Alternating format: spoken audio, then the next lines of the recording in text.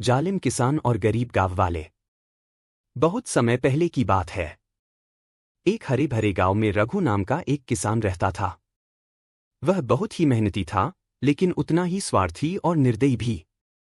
उसकी विशाल जमीनें थीं, जिन पर हर साल भरपूर फसल होती थी। उसके घर में बड़े बड़े अनाज के गोदाम थे, जिनमें गेहूं, चावल और दालों की बोरियां भरी रहती थीं।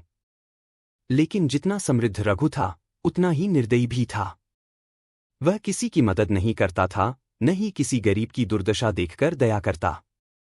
उसके लिए उसकी संपत्ति और अनाज ही सबसे महत्वपूर्ण थे। गांव वालों की कठिनाई और रघु की बेरुखी। वहीं उसी गांव में कई गरीब परिवार रहते थे। वे दिन रात मेहनत करके किसी तरह अपने परिवार का पेट पालते थे।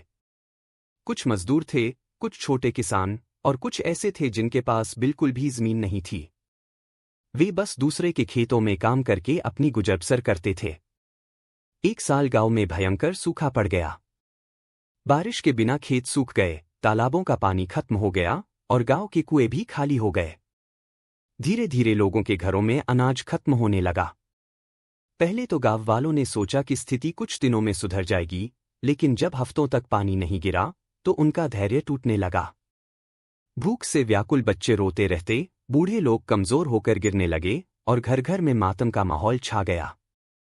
गांव वालों के पास अब एक ही उम्मीद थी, रघु किसान। उसके पास तो ढेर सारा अनाज था। यदि वह थोड़ा सा भी बांट दे, तो गांव के लोग कुछ महीने निकाल सकते थे। गांव वालों की विनती और रघु का कठोर दिल। एक शाम गांव के कुछ बड़े बुजुर्ग और गरीब किसान रघु के घर पहुंचे। उनका चेहरा मुरझाया हुआ था, आंखों में आंसू थे और शरीर थकान से झुका हुआ था। उन्होंने हाथ जोड़कर कहा, रघु भैया, इस सूखे ने हमें बर्बाद कर दिया है। हमारे घरों में खाने को कुछ भी नहीं बचा। हमारे बच्चे भूख से तड़प रहे हैं। हम तुमसे भीख नहीं मांग रहे, बस थोड़े से अनाज की मदद कर दो। जैसे ही बारिश होगी और हमारी फसल होगी, हम तुम्हारा कर्ज चुका देंगे। रघु ने उनकी बात सुनी, लेकिन उसके चेहरे पर कोई दया नहीं आई। उसने हंसते हुए कहा, मेरे गोदाम में जो अनाज है, वह मेरी मेहनत का फल है। मैंने उसे अपने खून पसीने से कमाया है। अगर तुम लोगों ने पहले ही अपने भविष्य के बारे में सोचा होता, तो आज यह दिन नहीं देखना पड़ता। अब जाओ और मुझे परेशान मत करो। गांव वाले सकते में आ गए। वे जानते थे कि रघु लालची है, लेकिन वे यह उम्मीद नहीं कर रहे थे कि वह इतनी बेरहमी से उन्हें ठुकरा देगा। किसी ने आखिरी कोशिश करते हुए कहा, रघु भैया, भगवान से तो डरो। इस दुनिया में कुछ भी स्थायी नहीं है। अगर आज तुम हमारी मदद करोगे, तो कल भगवान तुम्हारी रक्षा करेगा। लेकिन रघु हंस पड़ा, भगवान की बातें मुझे मत सुनाओ। मेरी किस्मत मेरे हाथ में है और मुझे किसी की मदद करने का कोई शौक नहीं। गांव वाले भारी मन से वहां से लौट गए। उनके पास अब कोई चारा नहीं था।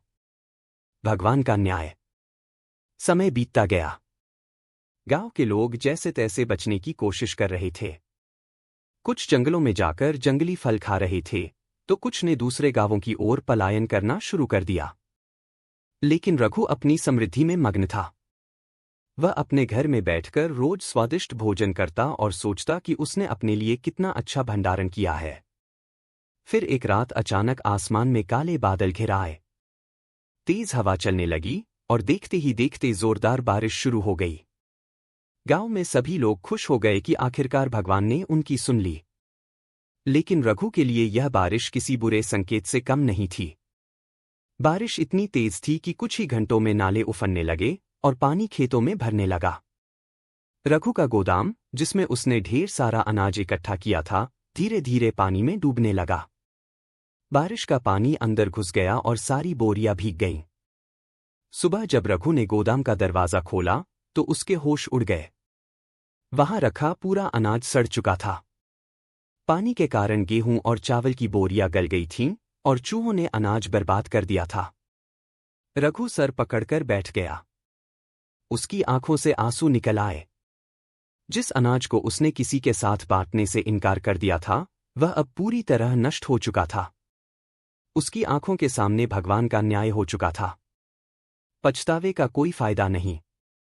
अब रघु के पास कोई चारा नहीं बचा। वह गांव वालों के पास पहुंचा और मदद मांगने लगा। भाइयों, मैं गलत था। मुझे माफ कर दो। मेरी पूरी फसल बर्बाद हो गई है। अब मेरे पास भी खाने को कुछ नहीं है। क्या तुम मेरी मदद कर सकते हो? गांव वाले उसे देखकर दुखी तो हुए, लेकिन उन्होंने कहा, जब हम भूख से तड़प रहे थे तब तुमने हमें धक्का देकर भगा दिया था। अब हमें भी खेद है, लेकिन हमारे पास खुद के लिए भी कुछ नहीं है। रघु को समझ आ गया कि उसका स्वार्थ ही उसकी बर्बादी का कारण बना। अगर उसने पहले दूसरों की मदद की होती तो आज वह खुद भी मुसीबत में न पड़ता। सीख। इस घटना के बाद गांव में एक कहावत प्रसिद्ध हो गई, जो दूसरों के लिए कुआं खोदता है वही अंत में उसमें गिरता है। इस कहानी से हमें यह सीख मिलती है कि हमें कभी भी स्वार्थी नहीं बनना चाहिए। जो लोग केवल अपने फायदे के बारे में सोचते हैं और दूसरों की मदद नहीं करते, वे अंततः खुद ही दुख में पड़ जाते हैं। असली समृद्धि धन में नहीं, बल्कि दूसरों की भलाई में होती है।